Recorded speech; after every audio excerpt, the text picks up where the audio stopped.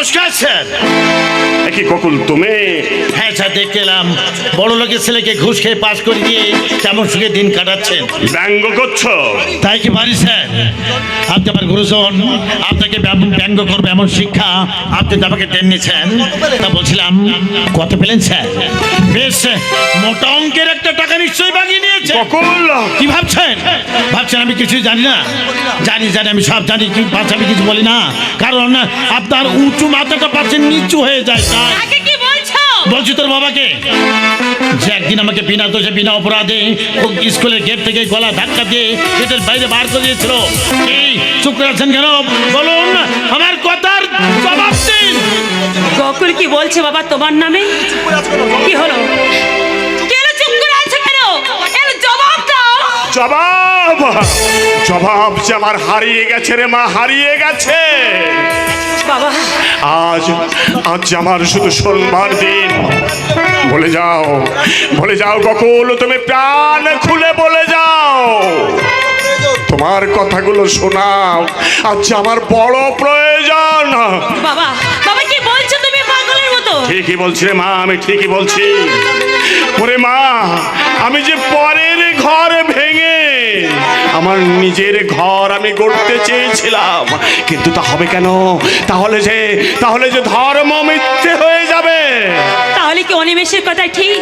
রায় বাড়িতে যে প্রতিজ্ঞা তুমি করেছিলে তার মধ্যে তোমার স্বার্থ ছিল, কিন্তু কেন কেন তুমি এই কাজ করেছো? কেন আজ লোকে তোমার মুখের সামনে এমনি করে এসে বলবে? বলো বলের উত্তর দাও। উত্তর নেই, প্রশ্ন করিস না, আমি বলতে পারবো না। বাবা ওই দেখ অন্যায়ের মুখোশ খসে পড়েছে। ন্যায়দণ্ড আজ চিৎকার করে বলছে, শশীভূষণ গোস্বামী তুমি ঠক, তুমি প্রবঞ্চক, তুমি জালিয়াত। চোরকে সাধু সাজাতে গিয়ে নিজের জালে তুমি নিজেই ধরা পড়েছ। আর তোমার রেহাই নেই, আর তোমার রেহাই নেই। বাবা বাবা কি বলছো তুমি পাগলের মতো? পাগল আমি নই রে মা, পাগল আমি নই, পাগল আমায় সাজিয়েছে সেই না না না না না কিছু না। গোকুল গোকুল, তোমার এই জীবনের জন্য আমি দায়ী। গোকুল, আমায় তুমি ক্ষমা করো গোকুল। আজ শিক্ষক হয়ে তোমার কাছে আমি হাত জোড় করে মিনতি করছি। ফেলে আসা দিনগুলির কথা তুমি ভুলে যাও গোকুল, বাসাই ভুলে যাও। বেশ, আমি কথা দিলাম মাস্টার মশাই, গোকুল আর কখনো আপনাকে বিভ্রান্ত করতে এই মাধবপুরে আর আমি আসবো না। আজ থেকে মাধবপুরের মাটির সঙ্গে আমার জীবনের সমস্ত মায়া আমি ত্যাগ করলাম। আমি চলি রে জয়। তুমি চলে যাবে?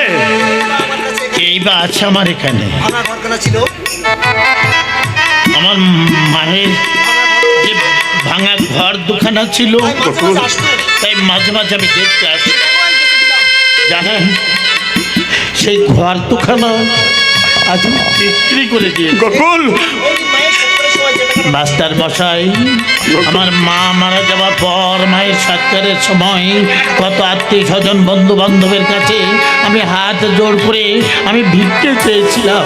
ঠিক না, আমার মায়ের সৎকার করার জন্যে অন্তত 200 টাকা কেউ আমাকে সাহায্য করুন, করেনি। আমার মায়ের সৎকারের জন্য কেউ আমাকে 200 টাকা দিয়ে সাহায্য করে। গোকুল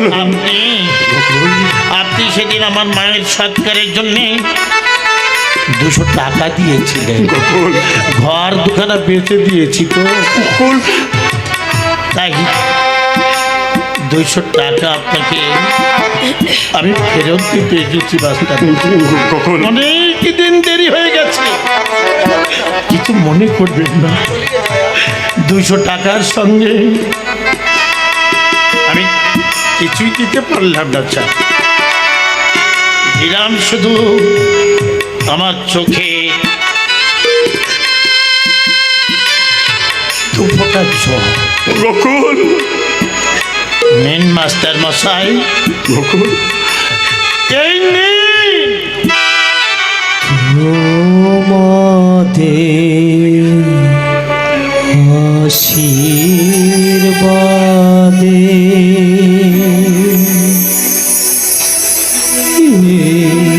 শত দল মাথায় রাখি তোমাদের আশীর্বাদে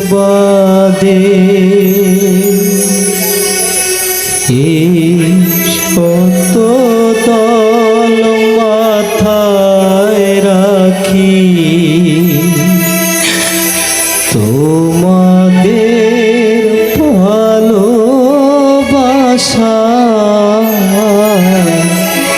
তোমাদের ভালোবাসা এই মনিহা বুকে রাখি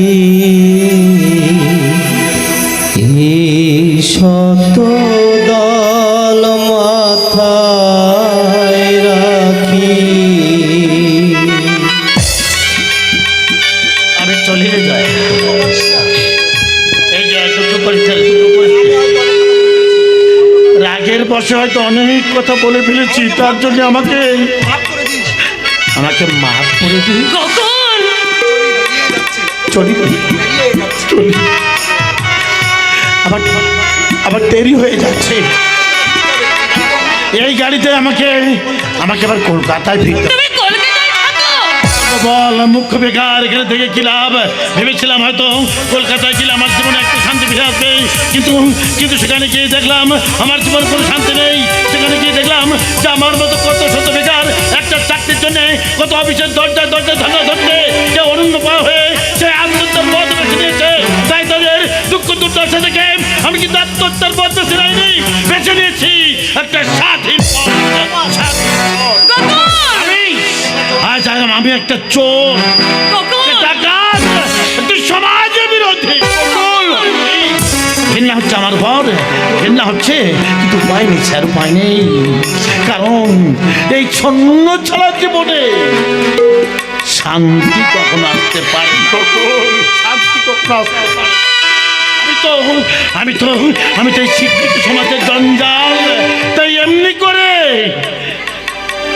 করে আমি পড়ে থাকতে চাই আলো ছেড়ে